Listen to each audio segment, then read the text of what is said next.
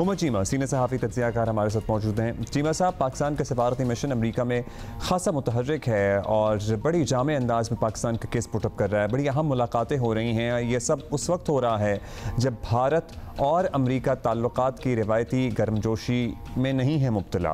क्या उम्मीद रखें कि पाकिस्तान दुनिया को कायल कर लेगा कि भारत को मुज़ाकरात की मेज़ पर लाए बगैर कोई चारा नहीं है? ये मसाइल इसी तरह हल होंगे कि Bharat should come and sit and talk.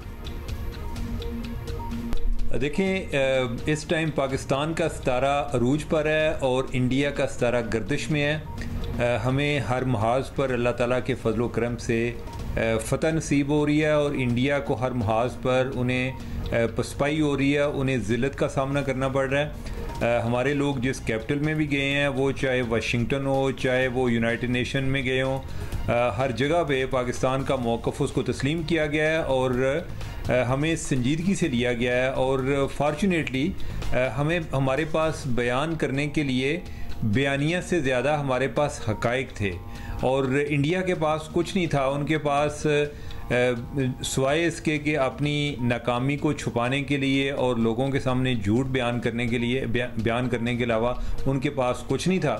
अब यह है कि पाकिस्तान को इससे हासिल क्या होता है?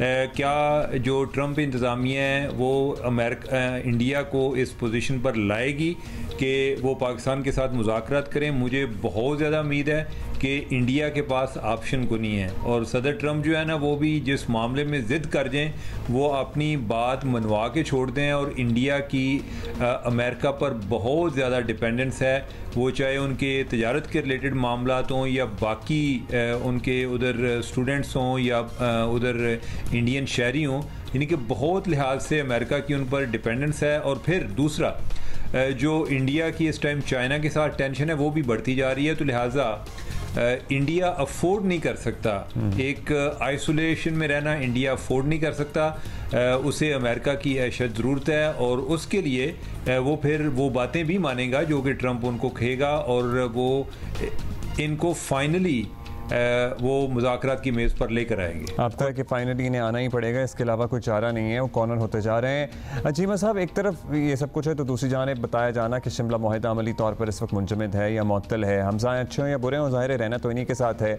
सो क्या हमें इस ज़मीन में भी, इस सिलसिले में भी कोई नया मुआहिदा करना होगा या पुराना मुआहिदा दोबारा से कारगर साबित हो जाएगा? देखें, जो नए मुआहदे की बात हो रही है या आप जो बात कर रहे हैं कि शिमला की बजाय कोई और मुआहदा होना चाहिए, उसका पाकिस्तान को फ़ायदा होगा। शिमला मुआहदा हमने बड़ा मजबूरी की हालत में किया था। ये उस टाइम किया था जब पाकिस्तान के जो प्रिजनर ऑफ वार हैं या ओवरऑल जो फॉल ऑफ ढाका के कॉन्टेक्स्ट में, यानी कि उसके बाद ये मुआहदा किया गया था। तो पाकिस्तान ने मजबूरी की हालत में मुआहदा किया था, इंडिया की फेवर में ये मुआहदा था। हमें अब जिस तरह उन्होंने इंडस वाटर ट्रीटी को उन्होंने कहा कि ये इसको हम सस्पेंड करते हैं, जो कि वो कर ही नहीं सकते, ना वो दो तरफ़ा मुआहदा है।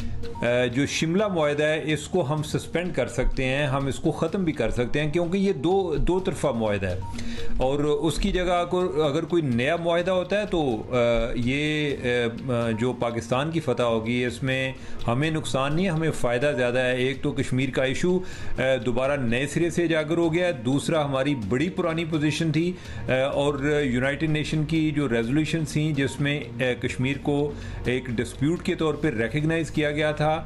हम जो है एक थर्ड पार्टी मीडिएशन की बात करते हैं, इंडिया उसको हमेशा इस बुनियाद पर रद्द करता है कि शिमला मुआहदे के तहत ये दो तरफ़ा मामला है, कोई भी पाकिस्तान और इंडिया का मामला है वो दो तरफ़ा है, यानी कि आप किसी थर्ड पार्टी के पास नहीं जा सकते।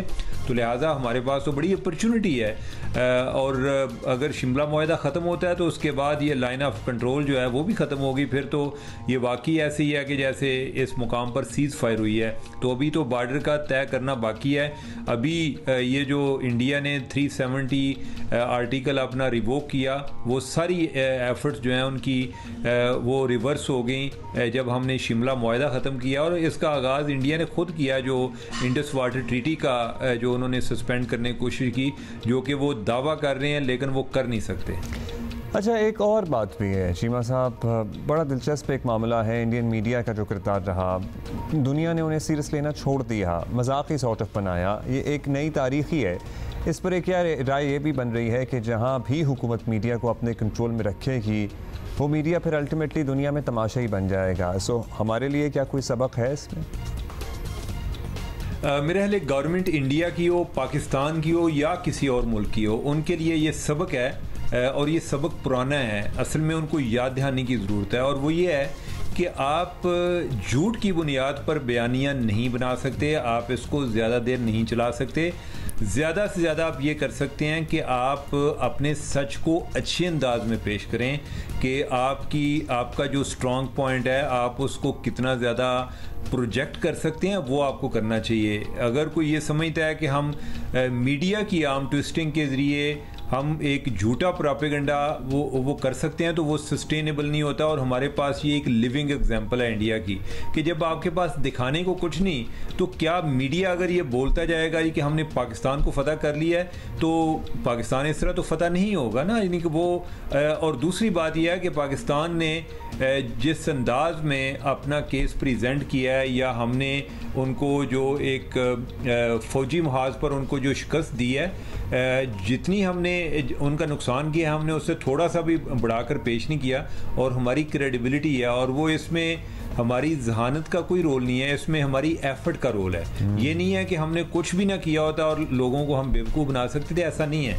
हमने कुछ किया है और इवेंचुअली दुनिया जो है वो मान गई है कि हमने किया है। इंडिया ने कुछ नहीं किया, वो पूरी दुनिया में जाकर शोर कर रहे हैं, लेकिन उनकी को बात मानने को तैयार नहीं। बहुत शुक्रिया आपका उमर चीमा साहब, थैंक यू।